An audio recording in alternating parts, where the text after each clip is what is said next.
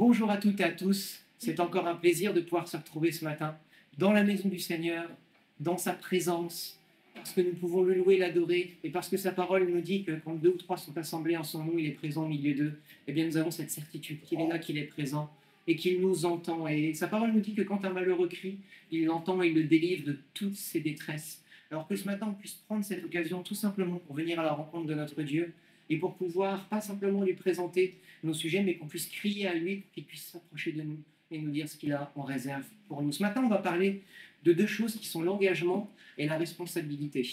Pourquoi? Parce que le Seigneur s'est engagé auprès de nous. Quand il nous a créés pour partager son amour avec nous. Il nous a créés non pas pour une éternité de souffrance, mais pour une éternité avec lui. Et dans cet engagement, il a pris ses responsabilités. Il a donné ce qu'il avait de plus précieux pour nous. Il a donné son Fils pour que nous puissions avoir cette capacité que nous n'avions pas naturellement de pouvoir entrer dans sa présence et de pouvoir goûter justement à ces promesses qu'il nous a fait de toute éternité. Mais voilà, aujourd'hui, quel est notre engagement et quelles sont nos responsabilités?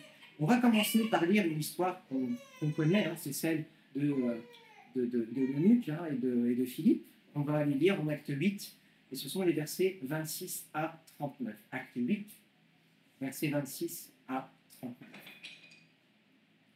Un ange du Seigneur adressa la parole à Philippe. « Lève-toi et va du côté du midi sur le chemin qui descend de Jérusalem à Gaza, celui qui est désert. » Il se leva et partit. Et voici, un Éthiopien, un eunuque, haut fonctionnaire de Candace, reine d'Éthiopie, et le surintendant de tous ses trésors, était venu à Jérusalem pour adorer, et il s'en retournait, assis sur son char, en lisant le prophète Ésaïe. L'Esprit dit à Philippe, « Avance et rejoins ce char. » Philippe accourut et entendit l'Éthiopien qui lisait le prophète Ésaïe. Il lui dit, « Comprends-tu ce que tu lis ?» Il répondit, « Comment le pourrais-je si quelqu'un ne me guide ?» Et il invita Philippe à monter, s'asseoir avec lui. Le passage de l'Écriture qu'il lisait était celui-ci. « Il a été mené comme une brebis à l'abattoir, et, comme un agneau muet devant celui qui le tond, il n'ouvre pas la bouche. Dans son humiliation, son droit a été supprimé, et sa génération, qui la racontera, car sa vie est supprimée de la terre. » L'eunuque prit la parole et dit à Philippe, « Je te prie, de qui le prophète dit-il cela? De lui-même ou de quelqu'un d'autre ?» Alors Philippe ouvrit la bouche et, commençant par ce texte, lui annonça la bonne nouvelle de Jésus. Comme ils continuaient leur chemin, ils arrivèrent à un point d'eau. Et l'eunuque dit, « Voici de l'eau, qu'est-ce qui m'empêche d'être baptisé ?» Philippe dit, « Si tu crois de tout ton cœur, cela est possible. » L'eunuque répondit, « Je crois que Jésus-Christ est le Fils de Dieu. » Il ordonna d'arrêter le char. Tous deux descendirent dans l'eau, Philippe ainsi que l'eunuque, et ils le baptisèrent. Quand ils furent remontés hors de l'eau, l'Esprit du Seigneur enleva Philippe et l'eunuque ne le vit plus, alors que, joyeux, il poursuivait son chemin. Quand on voit ce passage, on peut lire, on peut voir l'histoire toute simple quelque part de Philippe qui rencontre une autre personne, un eunuque, qui était venu à Jérusalem et qui ne connaissait pas Dieu, mais qui s'intéressait à lui et qui, en parlant, s'est laissé convaincre et s'est laissé baptiser. Mais ça va bien plus loin que ça. Parce que dans cette interaction, on voit deux choses. On voit un homme qui obéit à Dieu, qui connaît Dieu, qui veut le suivre, qui est son disciple. On voit Philippe. Philippe, il est là, il va qu'à ses affaires, et d'un coup, il y a un ange du Seigneur qui lui apparaît, qui lui dit, va là-bas. Oui, attends, je vais finir ma vaisselle, je vais finir mon ménage, je vais finir de réparer mon toit, je vais finir... Non, il lui dit rien d'autre. Enfin, il ne dit rien d'ailleurs, il y va. L'ange apparaît, et parce qu'il connaît son Dieu, il y va. Et il y va, et il va se passer quelque chose d'extraordinaire, parce que sur cette route, il va rencontrer pas n'importe qui, un Éthiopien, donc il vient de loin, il y a quand même pas loin de 800 km, si je me souviens bien, j'ai préparé ça, j'avais regardé, 800 km. Et comme je vous l'ai déjà dit et répété, à l'époque, il n'y a pas la SNCF, il n'y a pas Transavia, il n'y a pas Ryanair, il n'y a pas ce que vous voulez. Il a pris son âne, il a pris sa carriole, il a pris ses serviteurs, il est monté. Et c'est pas n'importe qui cet Éthiopien. C'est l'intendant de la reine. C'est celui qui gère tous les biens de la reine, qui gère tous les biens du royaume d'Éthiopie. À l'époque, le royaume d'Éthiopie, ce n'était pas un petit royaume, c'était quand même un royaume qui avait un certain pouvoir. Et voilà que cet homme, déjà, il a pris congé de sa fonction pour venir jusqu'à Jérusalem, pour louer, adorer, pour venir à la rencontre d'un Dieu qu'il ne connaît pas. Parce que là, il repart et il dit, comment le pourrais-je, quand Philippe lui demande, est-ce que tu comprends ce que tu lis, comment le pourrais-je, si personne ne me l'explique? C'est-à-dire qu'il lit cette parole, mais que quelque part, comme la parole de Dieu nous le dit, il y a un voile devant ses yeux qui l'empêche de comprendre le sens de ce qu'il est en train de lire. C'est Ésaïe, mais pas n'importe quel passage. Nous, on le sait, ça parle du passage bien, qui annonce Yeshua et ce qu'il va venir faire, qui annonce Jésus-Christ et ce qu'il va venir faire. Et ce que Philippe fait, c'est qu'il lui explique pas simplement ce petit passage, il lui explique tout ce qu'il va autour. On voit qu'il passe un certain temps ensemble. Alors Philippe ouvrit la bouche et commençant par ce texte, lui annonça la bonne nouvelle de Jésus. Donc il ne s'est pas contenté de lui dire, bah voilà, c'est Jésus, il est venu, tout à fait. Non, il lui a annoncé l'évangile, il lui a annoncé la bonne nouvelle. Et cet eunuque a été convaincu, pas par la bonne nouvelle, mais convaincu que, ben parce qu'il avait lu, parce qu'il était venu, il était à la recherche de quelque chose, cette personne. Cet eunuque était à la recherche de quelque chose. Il avait lu ce qu'avait fait Dieu, il avait à l'époque, il n'y a pas de Nouveau Testament, hein, il n'y a que les paroles de l'Écriture qu'ont les Juifs à l'époque. Donc il y a le Pentateuque, il y a les psaumes, il y a les livres des prophètes. Et lui, il a lu tout ça et il s'interroge. Quel est ce Dieu qui fait des choses si extraordinaires? Et il est venu à la rencontre de ce Dieu, mais il ne l'a pas trouvé. Pourquoi? Parce que Dieu ne se trouve pas comme ça. Il se recherche, mais à un moment, il faut que quelqu'un nous montre la voie pour venir à la rencontre de ce Dieu que nous cherchons. Et Philippe est cette personne qui avait été envoyée. Cet eunuque qu'il aurait pu chercher toute sa vie. S'il n'y avait pas eu un Philippe sur sa route, il n'aurait jamais trouvé. Mais cet eunuque, il fait une autre chose extraordinaire. Il fait une autre chose extraordinaire, c'est qu'il n'a pas simplement entendu parler, ok, c'est bon, j'ai compris, je m'en vais chez moi, et puis voilà. Non, c'est ce qui lui a été annoncé, l'évangile, ça le touche profondément. Et il a compris ce qu'était le sens du baptême. On n'est pas là face à une personne qui découvre. On n'est pas là face à une personne qui ne comprend pas. On a un eunuque qui a une certaine intelligence puisqu'il est intendant des biens de la reine. Donc c'est quelqu'un qui a une intelligence suffisante pour diriger un pays convenablement, puisque eh bien, la reine elle-même lui fait confiance pour la gestion de ses biens. Donc on a une personne intelligente qui a sondé les Écritures, qui ne s'est pas contenté bien de lire un petit peu. Il a quand même fait 800 km. On voit qu'il est sur le chemin du retour et la première chose qu'il fait, c'est qu'il prend la parole de Dieu et il la lit. C'est quelqu'un qui est à la recherche. Et à force de recherche, il a acquis des connaissances. Mais il lui manquait une chose, la révélation. Et pendant que Philippe lui parlait, il a reçu cette révélation. Et il lui fait cette question auquel j'ai compris. Qu'est-ce qui m'empêche d'être baptisé? Qu'est-ce qui m'empêche de venir à la suite de Seigneur? Qu'est-ce qui m'empêche de m'engager auprès de Dieu? Philippe, il ne dit rien. Il s'arrête, il descend et il le baptise. Pourquoi je fais... C'est un parti, pourquoi je veux insister là-dessus? C'est parce qu'on ne prend pas son baptême comme ça. C'est tenu qu'il a compris une chose. Il a compris une chose, c'est celle que Jésus avait accompli quelque chose pour lui, qui lui permettait aujourd'hui d'entrer dans le royaume des cieux. Parce que ce n'était pas gagné, il connaît la parole de Dieu. Et si on va jusqu'en Deutéronome 23 et qu'on lit le verset 2, si on va jusqu'en Deutéronome 23 et qu'on lit le verset 2, l'eunuque qui savait pertinemment qu'il ne pouvait pas rentrer dans le royaume de Dieu. Je ne vais pas lire exactement ce qui est parce qu'on a des jeunes enfants, mais celui dont les parties ont été écrasées ou l'urètre coupé n'entrera pas dans l'assemblée de l'Éternel. Donc l'eunuque sait que sa condition physique est une barrière pour lui. C'est une interdiction. Il ne peut pas rentrer dans le royaume des cieux. Mais parce que Philippe lui a annoncé l'évangile, il a compris qui était Jésus et il a compris ce que Jésus avait fait pour lui. Il sait qu'aujourd'hui cette barrière n'est plus parce qu'il est intelligent. Il a lu les Écritures. Il sait que sa condition physique l'empêche d'entrer dans le royaume des cieux. Ce qu'il est, eh bien, est un interdit pour lui pour venir à la suite du Seigneur. Il n'est pas saint, il n'est pas dans son intégrité physique, il n'est pas suffisant pour pouvoir rentrer dans le royaume des cieux. Mais il a compris. Il a compris que sa condition, à ce jour, n'était plus un empêchement. Pourquoi? Parce que ce qu'il était en train de lire, et ce que Philippe lui a expliqué, lui a démontré que la parole de Dieu qu'il connaissait et qu'il avait lue était accomplie. Ses yeux se sont ouverts. Et si on va jusqu'en Ésaïe 56 et qu'on lit les versets 3 à 5, Ésaïe 56, versets 3 à 5 nous disent que l'étranger qui s'attache à l'Éternel ne dise pas l'Éternel me séparera sûrement de son peuple, et que l'eunuque ne dise pas je ne suis qu'un arbre sec, car ainsi parle l'Éternel aux eunuques qui garderont mes sabbats, qui choisiront ce qui m'est agréable, et qui demeureront fermes dans mon alliance. Je leur donnerai dans ma maison et dans mes murs un monument et un renom préférable à des fils et à mes filles. Je leur donnerai un nom éternel qui ne sera jamais retranché. Je me mets quelques secondes à la place de l'eunuque, qui sait que son intégrité physique n'étant plus, il ne peut pas rentrer dans le royaume des cieux, il ne peut pas avoir part aux promesses de l'Éternel, et qui lit ces paroles.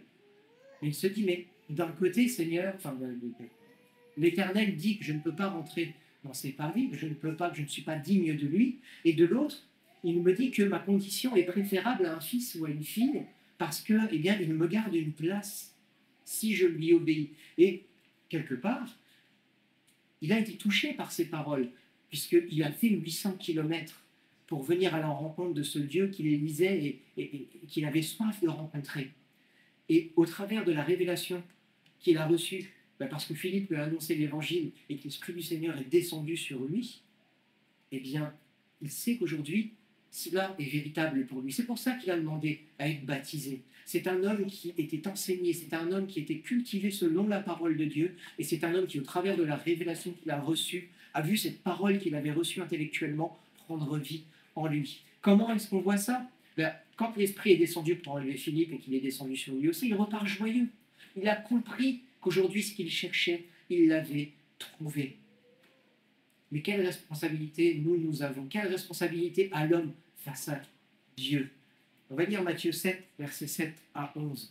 Cette responsabilité qu'a l'homme, qu'il connaisse Dieu ou pas, c'est de le chercher. Matthieu 7, versets 7 à 11. Demandez et l'on vous donnera. Cherchez et vous trouverez. Frappez et l'on vous ouvrira. Car quiconque demande reçoit, et celui qui cherche trouve, et l'on ouvrira à celui qui frappe. Quel homme parmi vous donnera une pierre à son fils s'il lui demande du pain? Ou s'il demande un poisson, lui donnera-t-il un serpent?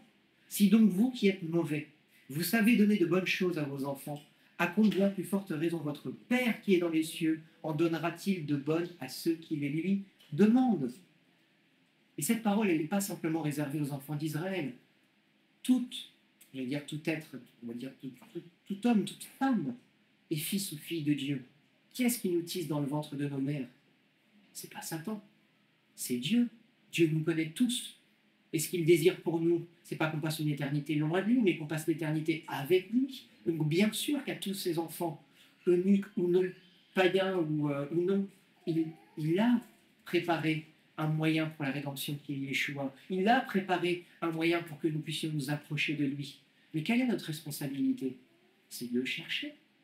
Lui, il a tout payé. La main tendue, elle est tendue. Cette croix, elle a été là pour que nous puissions justement la saisir, cette main tendue.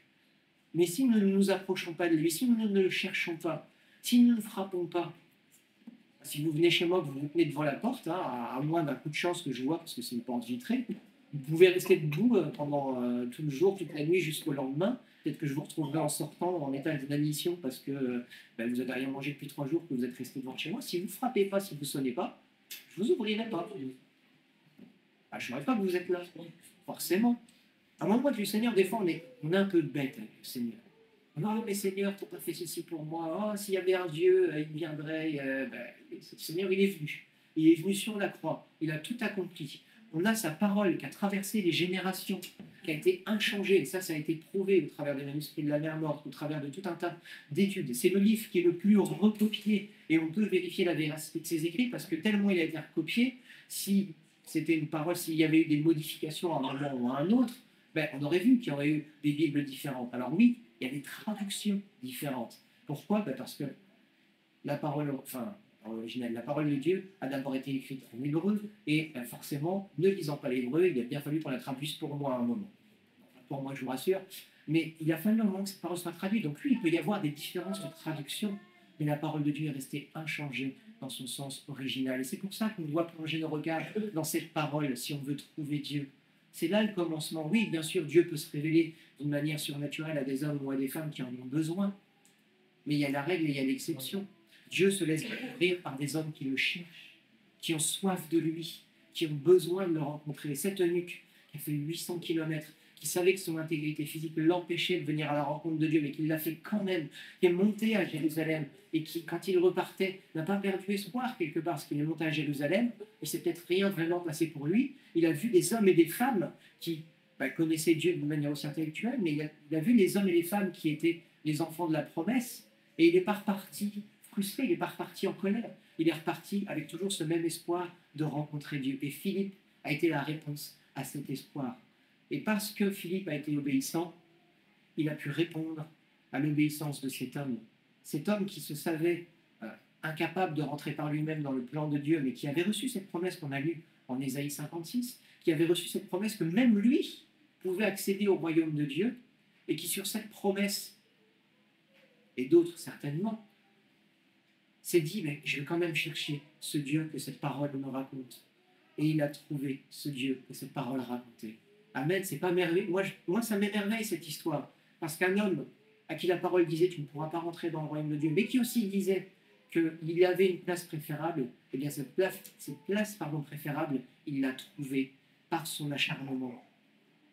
Il l'a trouvée parce qu'il a été fidèle, malgré qu'il n'avait pas l'esprit, malgré qu'il ne comprenait peut-être pas tout, parce qu'on l'a vu, il ne comprenait pas ce qu'il disait. Comment je pourrais comprendre si personne ne me l'explique? Voilà ce que disait Philippe.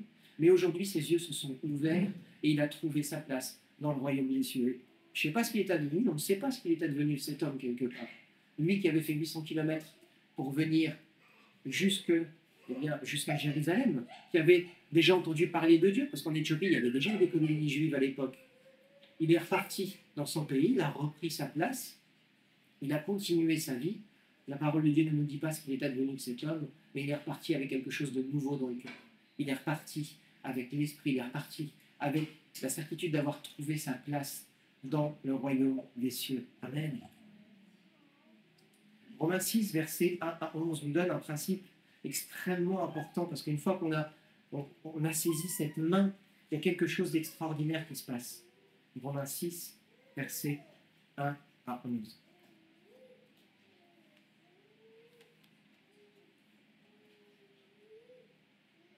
Que dirons-nous donc? Demeurerions-nous dans le péché afin que la grâce abonde? Certes non. Nous qui sommes morts au péché, comment vivrions-nous encore dans le péché?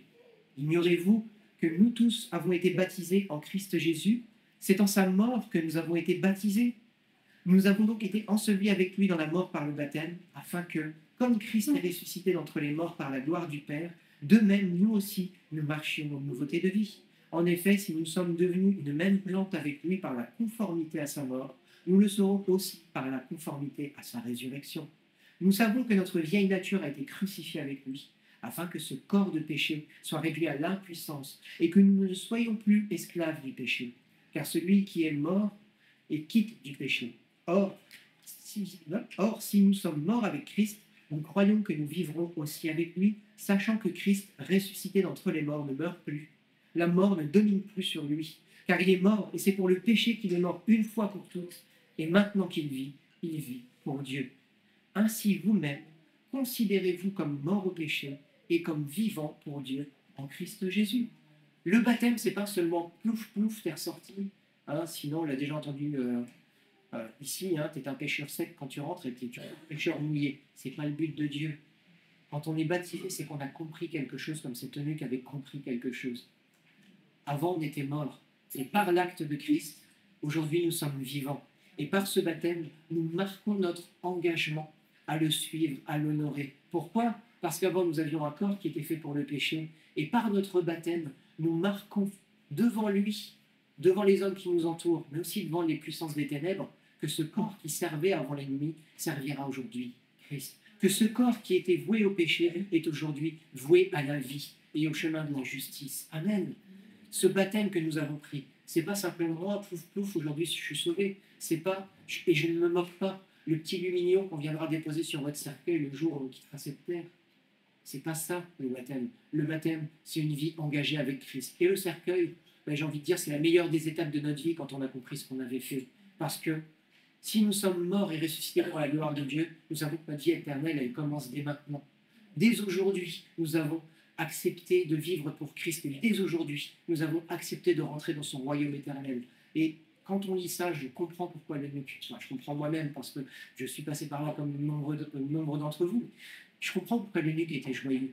Il savait qu'il était mort et aujourd'hui il a compris qu'il était ressuscité et qu'il avait la vie. Et il repart joyeux dans son pays. Lui qui avait fait tant de chemin pour découvrir Dieu, il l'a découvert et il repart joyeux parce qu'aujourd'hui, il a la vie éternelle. Amen. Il a pris ses responsabilités qui étaient de chercher Dieu cherche l'Éternel de tout ton cœur, de tout ton enfin, honore Dieu de toute ton âme, de toute ta force, de toute ta pensée. Même lui, qui n'était pas dans les promesses, il appliquait cela. Il a fait plus de chemin que de nombreuses personnes n'en feront jamais pour servir le Seigneur, et il a eu sa récompense. Au travers d'un homme qui avait déjà reçu l'Esprit du Seigneur et qui a obéi sans discuter. Moi, je me mets aussi à la place de Philippe. Philippe, visitation, oh super génial, c'est pour moi. Non, tu prends tu prends ton bagage, tu vas sur la route qui va de Jérusalem à Gaza et tu fais vite. Et puis tu verras bien ce qui t'arrivera là-bas. Il ne savait pas ce qui allait lui arriver. Il marchait et on va le voir parce que c'est quand même assez extraordinaire. C'est des exemples d'obéissance qui sont assez extraordinaires. Lève-toi et va du côté du midi sur le chemin de Gaza qui descend de Jérusalem, sur le chemin qui descend de Jérusalem à Gaza, celui qui est désert. Point barre.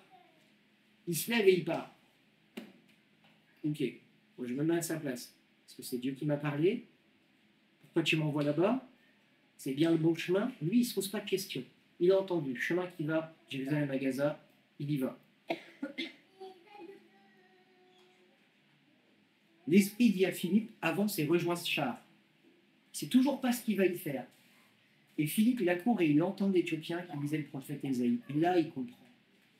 Il ne comprend pas parce qu'il a reçu le plan de A à Z et qu'on lui a expliqué en détail et qu'il a eu un briefing avec le général qui était là, qui lui a expliqué le moins de détails. Non, il connaît son Dieu. Il est venu à sa rencontre, il l'a rencontré, et à partir de ce jour, il a pris ses responsabilités d'homme né de nouveau. Il a grandi en maturité. Pourquoi? Mais parce qu'il avait compris qu'il ne pouvait pas être un enfant éternellement dans la parole de Dieu, qu'il avait besoin de grandir en maturité s'il voulait convenablement servir son Seigneur. Il ne pouvait pas rester un enfant qui aurait besoin de lait toute sa vie, parce que sinon, comment est-ce qu'il aurait pu servir le Seigneur? Si à ce moment-là, Dieu était venu le trouver et que nous ne l'avons pas compris, déjà qu'il n'ait pas reconnu que ce soit bien un ordre du Seigneur. Combien de fois on ne s'est pas posé la question, Seigneur, est-ce que c'est vraiment toi qui me parles? Est-ce que j'ai vraiment bien entendu? Est-ce que c'est vraiment ça? Et on reste assis, on ne fait rien. Et du coup, on passe à côté de la bénédiction que le Seigneur voulait nous donner. Première chose. Deuxième chose, quand on lui dit d'approcher de ce char, on ne lui a pas dit qu'il allait entendre un entretien, on ne lui a pas dit qu'il allait évangéliser. Le Seigneur ne lui a pas dit, l'ange ne lui a pas dit, bon écoute, tu vas près du char, cet homme il a besoin d'entendre telle parole. Non, il connaissait sa parole. Et encore une fois, il ne connaissait pas les évangiles n'avaient pas été encore écrits, en tout cas, n'avaient pas encore été rassemblés. Je doute que Philippe ait eu connaissance de la moindre lettre de Paul, je ne sais même pas si encore la moindre lettre avait été écrite à ce moment-là. Je ne sais même pas si Matthieu, Marc et Luc avaient déjà écrit quoi que ce soit sur Jésus. Tout ce qu'il avait reçu, c'était l'enseignement justement de ses apôtres. C'était la parole de Dieu qu'il avait déjà lue et qu'il connaissait. Et sur ses connaissances, parce qu'il l'avait médité, parce qu'il s'était approché de Dieu et qu'il l'avait fait suffisamment sérieusement pour plaire à Dieu, eh bien parce qu'il était prêt en ce jour, il lui a suffi d'entendre ce que l'Éthiopien disait pour comprendre ce que Dieu attendait de lui. C'est ça la maturité et grandir en Christ. On a une responsabilité une fois qu'on s'est engagé. Les eaux du baptême, c'est que le démarrage. Comme le dit souvent Vincent, il nous fait un chèque en blanc.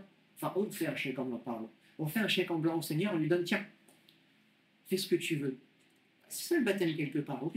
J'ai compris, t'es mort et ressuscité, j'ai compris que mes péchés avaient été pardonnés, j'ai compris que je n'étais plus voué à l'enfer parce que tu avais payé le prix à ma place. Ça, c'est la nouvelle naissance. Le baptême, c'est encore autre chose. Parce que j'ai compris tout ça, je m'engage à te suivre. Chèque en blanc. Je n'appartiens plus aux ténèbres, j'appartiens à la lumière, je t'appartiens à toi, fais ce que tu veux de ma vie. Inscris le montant que tu veux sur ce chèque, c'est toi qui mènes la barque. Alors on le fait de bon cœur, bien sûr, on a compris ces choses-là. Mais je pense que si le Seigneur nous donnait la vision complète de ce qu'il allait nous demander, ce qu'on allait devoir traverser, c'est peut-être pas sûr qu'on signerait le chèque. Pourquoi? Parce qu'on a encore entendu ce matin notre famille, de frères et de sœurs qui est dans la difficulté. C'est quand même compliqué de se retrouver face à l'adversité. Mais à un moment, il faut qu'on comprenne ce pourquoi on a signé. Si on a compris pourquoi on avait signé chèque, justement, si on a compris pourquoi on était passé par les eaux du baptême et la puissance que ça représente, non seulement pour nous, mais aussi dans le monde spirituel, la puissance que Dieu nous a donnée à ce moment-là, nous qui avons compris et qui voulons marcher par l'Esprit, eh bien, si on a compris ces choses-là, on sait que même dans les moments difficiles, on aura cette capacité de marcher parce que ce ne sera pas notre force qui sera en action, ce sera la force du Seigneur. Mais pour arriver à avoir cette force, à la comprendre, je veux dire la maîtriser, c'est pas ça, mais être capable de la mettre en action. Il va falloir passer des nuits à genoux, il va falloir passer du temps dans la prière, il va falloir passer du temps dans l'assemblée, il va falloir passer du temps dans l'enseignement. Christ nous a laissé 4 piliers, il nous a laissé 4 piliers ici pour qu'on puisse vraiment vivre les promesses du Seigneur. Il nous a laissé l'enseignement des apôtres, la fraction du pain, la communion fraternelle et la persévérance dans la prière. Et si on fait ces choses convenablement, si on fait ces choses avec persévérance, si on fait ces choses avec fidélité, bien sûr, on va comprendre de plus en plus de choses de la part du Seigneur. On va comprendre quelle est cette puissance qu'il nous a donnée. Dieu ne mettra pas un Beretta dans les mains d'un enfant, ça serait très dangereux. Mettez même un petit bloc, une petite arme dans les mains d'un homme entraîné et qui sait quoi en faire, là, ça devient une arme efficace. Vous mettez un avion de chasse dans les mains d'un enfant, il ne va même pas savoir décoller. C'est même dangereux parce que s'il arrive à le mettre en route, on ne sait pas sur quel bouton il va appuyer. Par contre, vous donnez la plus petite des armes à un homme de guerre entraîné, ça devient une arme efficace. Et Dieu veut que nous devenions ces guerriers, justement. Ces hommes et ces femmes qui savent comment manier la parole, non pas pour leur propre intérêt. On a des hommes et des femmes qui sont intelligents pour manier la parole pour leur propre intérêt. On voit les dégâts que ça fait. Ces grands prédicateurs qui prêchent la prospérité, qui détiennent des milliards et des milliards, mais qui les détiennent pour eux-mêmes. Dieu ne nous dit pas que c'est un péché d'être prospère. Mais si on reçoit cette prospérité, c'est pour faire grandir son royaume. Les dons et les talents que le Seigneur donne, que ce soit des dons et des talents spirituels ou que ce soit des dons et des talents naturels, c'est quand même pour l'édification de son corps. Ça, il ne faut pas qu'on l'oublie. Donc il faut qu'on devienne suffisamment mature et capable pour devenir des serviteurs et des servantes efficaces pour le royaume du Seigneur, comme Philippe l'a été pour cette eunuque. 1 Corinthiens 13, verset 11, Paul l'explique très très bien. Dans cette lettre qui est la lettre de l'amour par excellence, on a ce verset qui tombe un petit peu, pas comme un cheveu sur la soupe, mais qui démontre que l'amour de Dieu ne s'exprime pas n'importe comment et qu'on a besoin d'une certaine maturité pour pouvoir comprendre ce qu'est cet amour et pour pouvoir l'exprimer. 1 Corinthiens 13, verset 11 qui nous dit « Lorsque j'étais enfant, je parlais comme un enfant, je pensais comme un enfant, je raisonnais comme un enfant. Lorsque je suis devenu homme, j'ai aboli ce qui était de l'enfant. Je me suis débarrassé de ce qui était de l'enfant. » La parole de Dieu nous dit que l'enfant, il a des bons côtés. L'enfant, voilà, quand il croit, il croit. Si vous disiez, si vous dites à un enfant, au goûter, je te donnerai un chocolat, je peux vous garantir que l'enfant, au goûter, il va le réclamer, son chocolat. Et Dieu nous demande d'avoir cette foi. Si Dieu dit, alors ça se passera. Il ne faut pas aller chercher plus loin. Un enfant, il ne se pose pas de questions si ses parents sont corrects et qu'ils lui disent quelque chose, il sait que cette chose, elle est vraie. Il sait tout autant qu'il recevra un chocolat si ses parents lui ont promis, qu'il recevra une correction si ses parents lui ont promis parce qu'il ne fait pas ce que ses parents lui ont demandé. Ça va dans les deux sens. Alors souvent, on oublie ça. Dieu n'est pas un Dieu tiroir casse, il est un Dieu qui veut qu'on marche sur les sentiers de sa justice.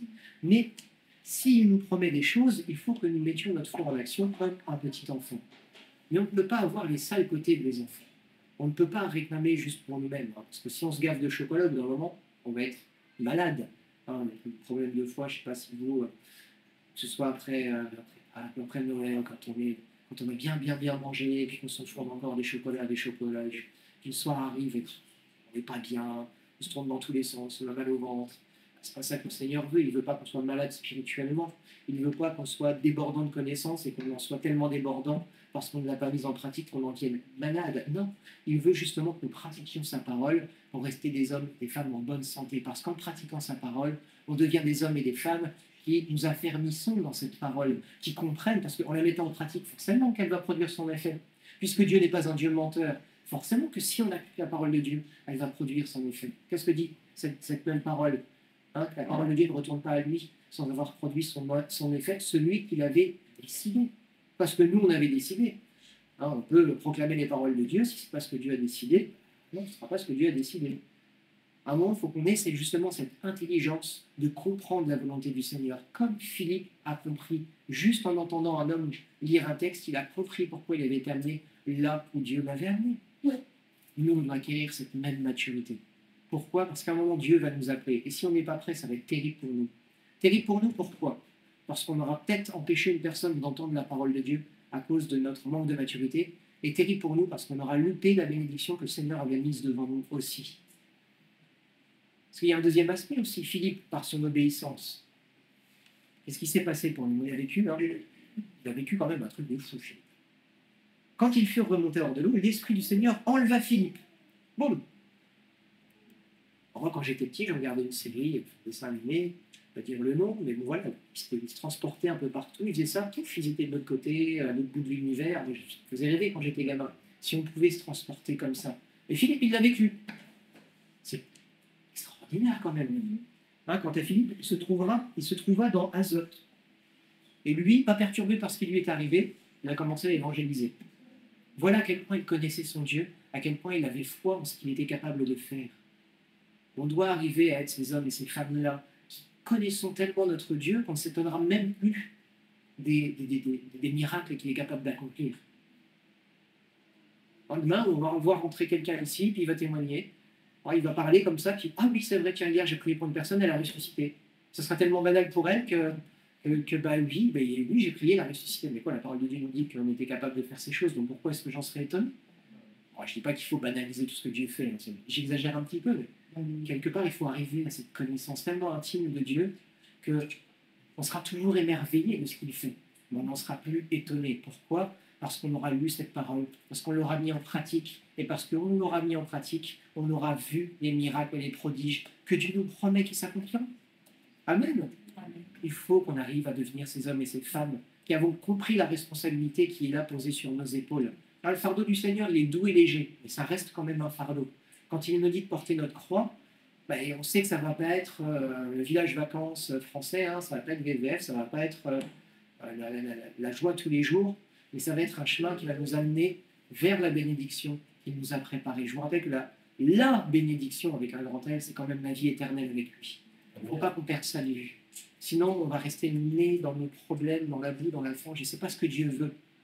Hein, on a juste à se laver les pieds quand ça ne va pas. Ça veut dire quoi? Ça veut dire que le chemin il va être long, qu'on va avoir les pieds sales, mais que la robe qu'il nous a donnée, on doit la garder sans tâche. Et comment est-ce qu'on la garde sans tâche? C'est qu'on sait quel est l'objectif qu'il nous a donné et qu'on sait quelle est notre destination. Notre destination, c'est pas l'enfer, c'est pas la morosité, c'est pas ce que ce monde nous met sous le nez. Notre destination, c'est la joie éternelle d'être auprès de notre Seigneur.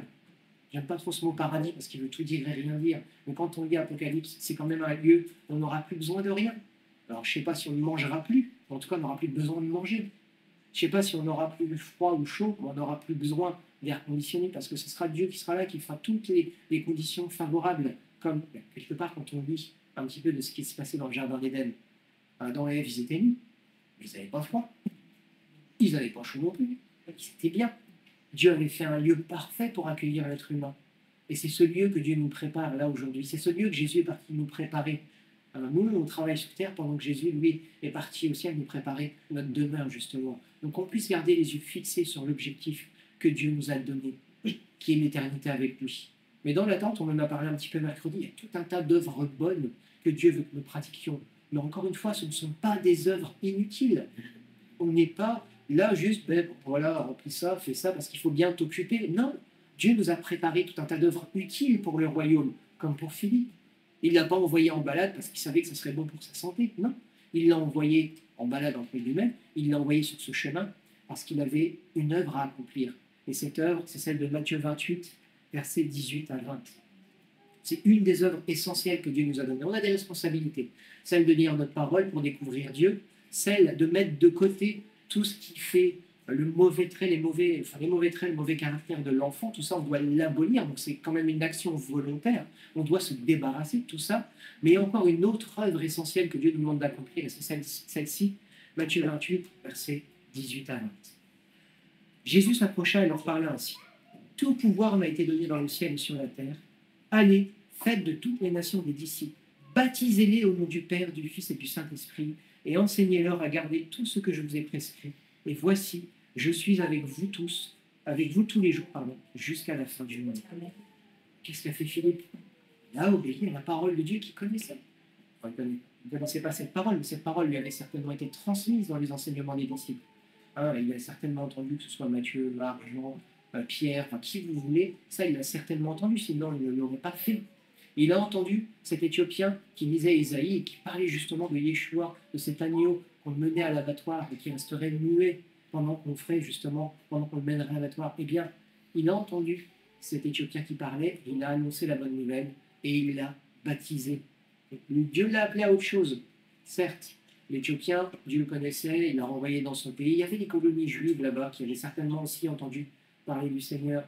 Et il a poursuivi certainement son enseignement là-bas. J'extrapole, je ne sais pas. Tout ce que je sais, c'est qu'il y a un deuxième volet qui est très très important à baptiser le nom du Père, du Fils et du Saint-Esprit. Pourquoi est-ce que j'insiste là-dessus? Parce que moi, il y a un mouvement qui m'a déstabilisé, qui m'a surpris. Je n'ai pas compris. Parce que cette parole, elle est en deux volets. Il y a enseignez-leur à garder tout ce que je vous ai prescrit. Et pendant un moment, il y avait justement ce mouvement qui disait bah, on baptise et puis c'est tout. Le Seigneur s'occupera de nous. Et j'ai une fois discuté avec une personne qui était un évangéliste, mais je ne mets pas sa parole en doute, donc je suis certain qu'il a fait ce qu'il a fait, parce qu'il avait vraiment le feu quand il me racontait ce qu'il avait fait. Ah, il avait été dans les rues, il avait parlé à des sans domicile fixe, il les avait aidés, il avait écrit sur elle pendant une semaine. Et après, il me dit, bah, il est revenu par. Enfin voilà, il avait été descendu dans le sud, il avait évangélisé, il y a plusieurs personnes qui avaient donné leur vie à Christ, il y avait même des SDF qui étaient avec lui, qui avaient prié, qui avaient été délivrés de l'alcool, et il est reparti.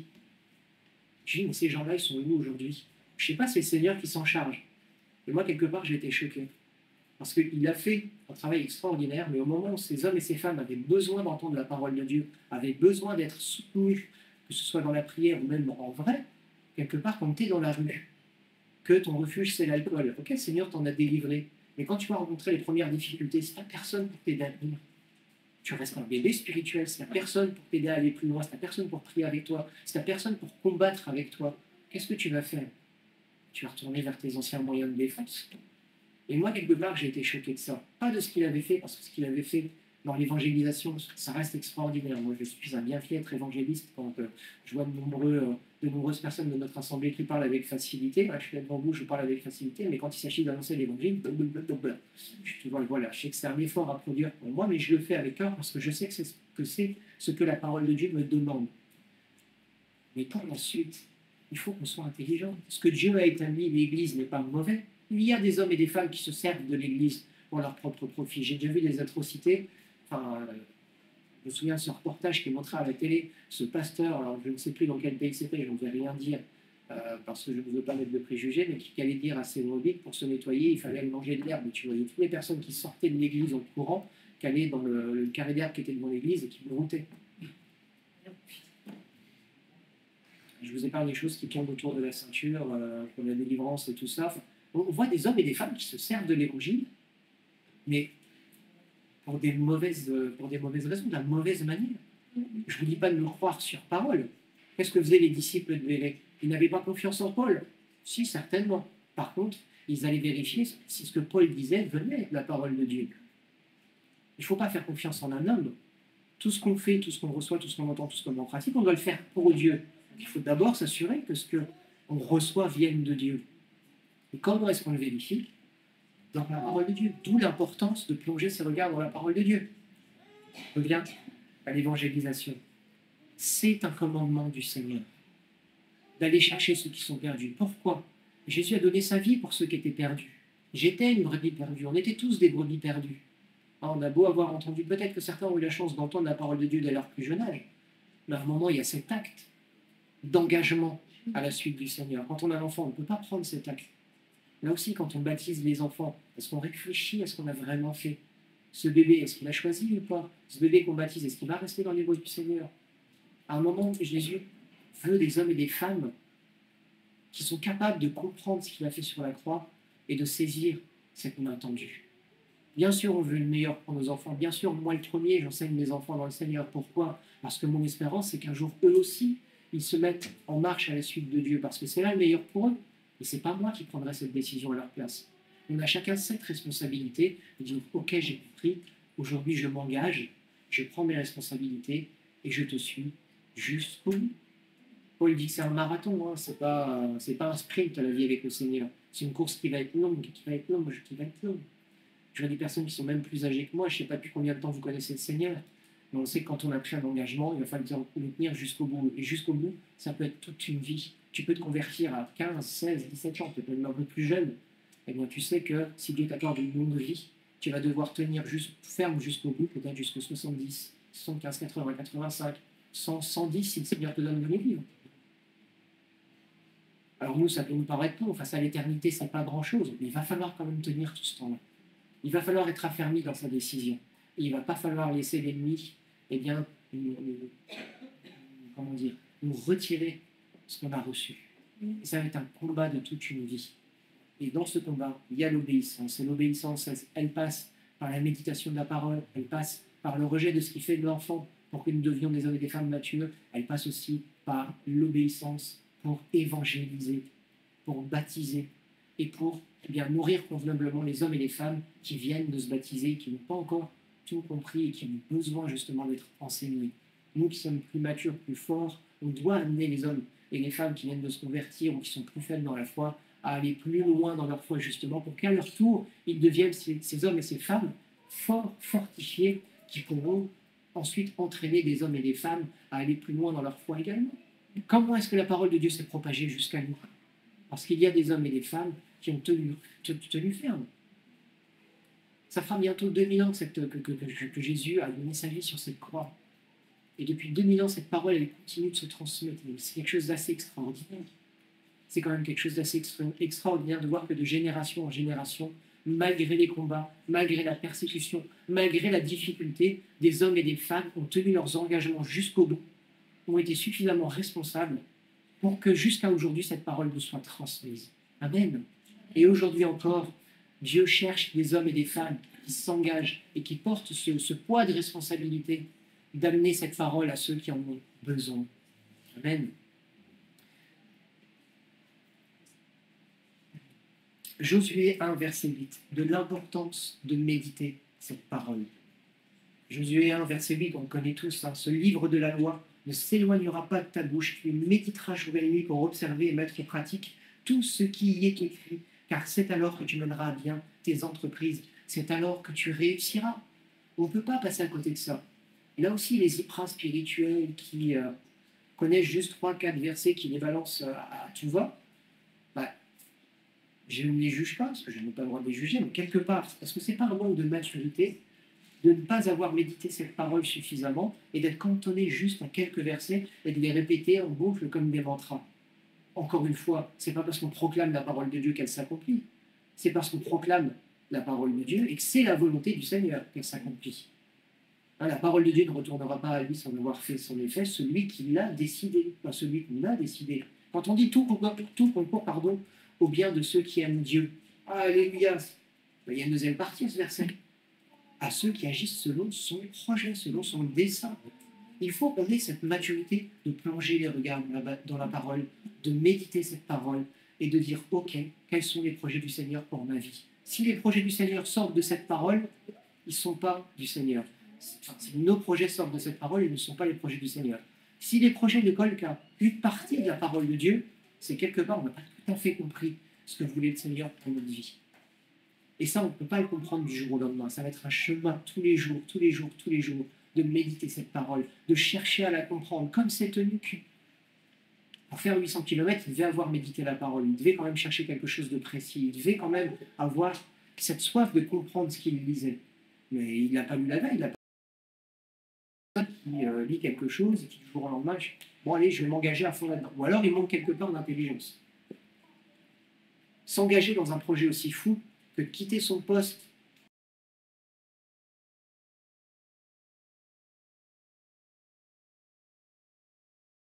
dire, bon, allez, je pose des congés de tel à tel parce que je vais me rendre là-bas. Non. Il était surintendant, il gérait les biens de tout un pays, il ne peut pas s'absenter comme ça. Donc je ne sais pas comment il a fait, déjà, pour pouvoir s'absenter le temps de venir à Jérusalem. Donc il connaissait cette parole, il n'a pas pris un risque comme ça. Encore une fois, c'était un homme intelligent.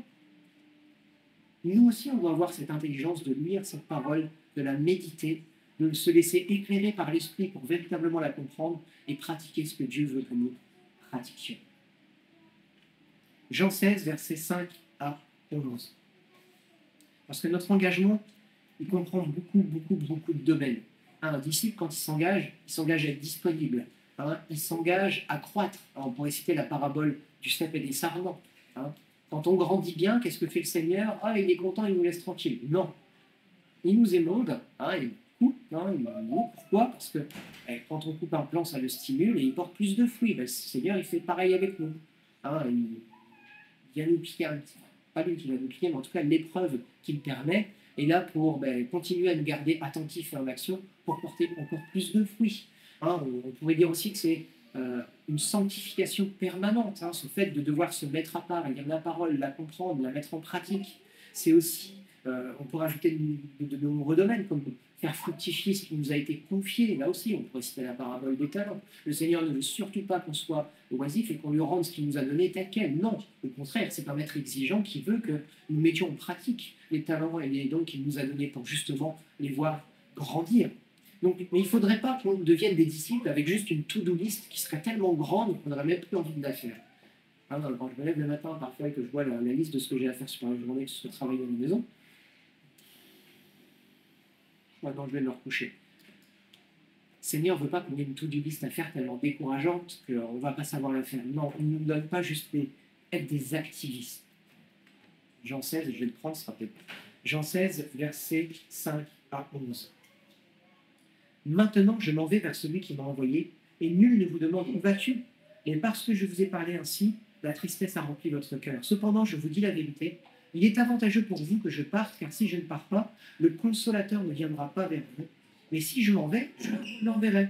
Et quand il sera venu, il convaincra le monde de péché, de justice et de jugement. De péché parce qu'il ne croit pas en moi, de justice parce que je vais vers le Père et que vous ne me verrez plus, de jugement parce que le prince de ce monde est déjà jugé. Bah, il ne nous envoie pas une to-do list à faire, blablabla, tu vas faire ça, ça, ça, ça, ça. Non, il nous envoie son esprit. Et c'est son esprit qui va se charger de convaincre le monde, comme il nous a convaincus. Il nous a mis dans une position à un moment où on devait prendre cette responsabilité de s'engager. Il nous a dit, ok, voici qui je suis.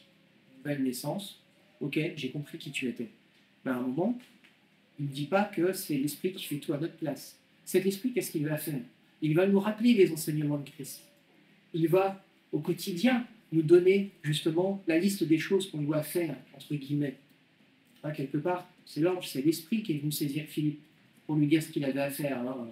Il ne s'est pas levé le matin avec une to-do list du Seigneur. Bon, aller sur le chemin de Damas, choper l'Éthiopien, lui parler de la parole de Dieu, le baptiser, se faire transporter à Azote, réévangéliser. Non, il n'avait pas ça. Il ne savait pas quelle était sa journée quelque part. Lui, sa responsabilité, il savait quelle elle était. C'était celle de méditer la parole, de la mettre en pratique et de s'approcher du Seigneur autant qu'il le pouvait. Il était disponible. On n'a pas des to-do list à faire énormes pour le Seigneur. Il faut vraiment qu'on s'attache à la parole et qu'on mette en pratique ce qu'on doit savoir pratiquer. Et pour le reste, l'Esprit viendra faire son œuvre en nous. C'est ça être un disciple disponible. C'est ça être un disciple mature. C'est savoir qu'à tout moment, le Seigneur peut nous appeler, mais qu'entre-temps, eh bien, on puisse faire juste les choses qu'on sait devoir faire. Il ne faut pas qu'on s'assemble en disant je dois être parfait, je ne dois pas faire ceci, je dois faire cela. Après, c'est juste de l'activisme. On devient des disciples qui font plus qu'ils ne cherchent la relation. Pourquoi? Parce qu'au travers de ce que l'Esprit va nous demander de faire, au travers de l'application de la volonté du Seigneur dans notre vie, on va le découvrir justement de plus en plus. On ne peut pas passer à côté de ça. Ce sont les œuvres que le Seigneur nous a préparées qu'il nous demande d'accomplir. Pas des œuvres qu'on se sera chargé et qu'on pensera bonnes. On n'a plus à travailler pour notre salut, on n'a pas à travailler pour gagner l'amour de Dieu. L'amour de Dieu, on l'a toujours eu. Même les gens qui haïssent le Seigneur du plus profond de leur cœur, Dieu les aime. Parce que même pour ces gens-là, dont je faisais partie, l'idée de Dieu en elle-même, je ne l'aimais pas, même si je croyais qu'il y avait une force supérieure. Moi, à l'époque, je pensais que c'était des extraterrestres ultra avancés qui étaient venus, bon, bref. Hein. Et aujourd'hui, je sais que c'est le Seigneur, mais même moi, dans ma folie, même moi, dans mon manque d'intelligence, Dieu m'aimait et avait déjà donné le moyen de la rédemption pour moi, qui est Jésus. Même ces gens qui haïssent Dieu du plus profond de leur cœur. Alors on voit aujourd'hui les gens qui haïssent Dieu du plus profond de leur cœur. Et les gens, il ne faut surtout pas leur parler du Seigneur. Dès qu'ils entendent parler de Dieu, c'est comme du 220 volts qui passe au travers de leurs cheveux. Mais même pour ces gens-là, le moyen de la rédemption a déjà été donné. Même pour ces gens-là, Dieu, il nous a tellement aimés qu'il a donné son Fils sur la croix. Amen. Donc bien préparé, efficace, ce n'est pas Philippe qui a convaincu l'Éthiopien. C'est l'Esprit du Seigneur qui est venu parler à son cœur. Philippe, il a fait ce qu'il savait qu'il devait faire. Il a entendu la voix du Seigneur, il a obéi. Il savait quel était son travail, celui d'annoncer l'Évangile. Il l'a fait. Pour le reste, c'est Dieu qui a convaincu. On ne se charge pas de combats inutiles. Souvent, on se charge de poids tellement énormes. Voilà, quand on évangélise les personnes, c'est parce qu'on a l'espérance qu'elles découvrent et qu'elles vivent ce que nous avons nous-mêmes vécu. Mais celui qui convainc, ce n'est pas nous, c'est l'Esprit. Donc on a un travail, c'est celui d'annoncer la parole. On a aussi un travail, c'est celui de prier pour ceux qui nous avons annoncé la parole. Mais on n'a surtout pas le travail de se charger de ces combats-là de convaincre. C'est l'Esprit qui compte. Alors oui, on a un travail de persévérance, de continuer d'annoncer la parole, de continuer de prier pour les personnes à qui on a annoncé la parole. On n'a surtout pas le travail de se charger des poids de Christ. C'est Christ qui accomplit ces choses à la croix. C'est l'Esprit du Seigneur qui convainc de péché, de justice et de jugement. C'est pas nous. Donc qu'on puisse éviter, justement, au travers de tout ce que nous voulons mettre en œuvre pour le Seigneur, de se charger de poids qui ne sont pas les nôtres. Le travail de changer le cœur de l'homme, c'est Dieu qui l'a. Nous, on est incapable déjà de se changer nous-mêmes. Si Christ ne vient pas nous changer nous-mêmes, c'est déjà très, très, très, très compliqué, voire même impossible. Alors, changer les autres, et pas charger en bain inutile. Mais au travers de tout ça, allez, on s'est engagé, responsabilité, mais au travers de cet engagement, on va se rappeler, je ne vais pas les lire, je vais vous les donner, vous méditerez cette parole chez vous. On va se rappeler que Dieu a des promesses. Il ne rejettera personne. Ça, c'est dans Ésaïe 56, versets 6 à 8. Il ne rejettera personne. Il récompense la fidélité avec abondance. On trouve ça en Malachie 3, et c'est le verset 10. Il récompense le juste et le fidèle avec abondance. Malachie 3, verset 10. Il bénit la descendance du juste. Deutéronome 7, verset 9. Il bénit la descendance du juste. Deutéronome 7, verset 9. Il pourvoit à nos besoins. Matthieu 6, verset 33. Quand on lui fait confiance, Dieu pourvoit à tous nos besoins. Matthieu 6, verset 33. Il pardonne nos péchés. Michée 7, versets 18 et 19. Il pardonne nos péchés, il les jette dans la mer à oubli. Michée 7, versets 18 à 19. Et surtout, on a cette promesse du salut. Jean 3, verset 16. Dieu nous a fait des promesses. Si nous sommes fidèles, lui, il sera tout aussi fidèle pour les accomplir dans nos vies. Mais on a deux responsabilités.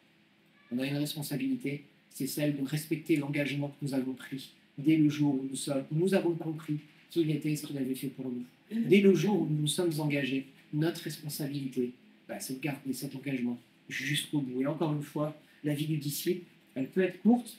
Il y a des martyrs. Je n'ai pas envie d'en être un, parce qu'on sait ce qu'ils doivent souffrir avant d'obtenir justement ce titre de martyr. La vie de disciple, elle peut être très, très, très, très, très longue, à notre échelle, en tout cas. Voilà, merci à vous de nous avoir suivis en ligne. Je vous souhaite un bon dimanche. On se retrouve encore ce mercredi. Non, on ne se retrouvera pas ce mercredi, parce que ce mercredi, on a une soirée de louange et d'adoration. Voilà, on va passer un temps simplement dans la présence du Seigneur, pour le louer, pour l'adorer, pour manifester notre amour envers lui, dans la louange et dans la prière. Donc on se retrouvera dimanche prochain pour le culte. Soyez bénis, passez un bon dimanche.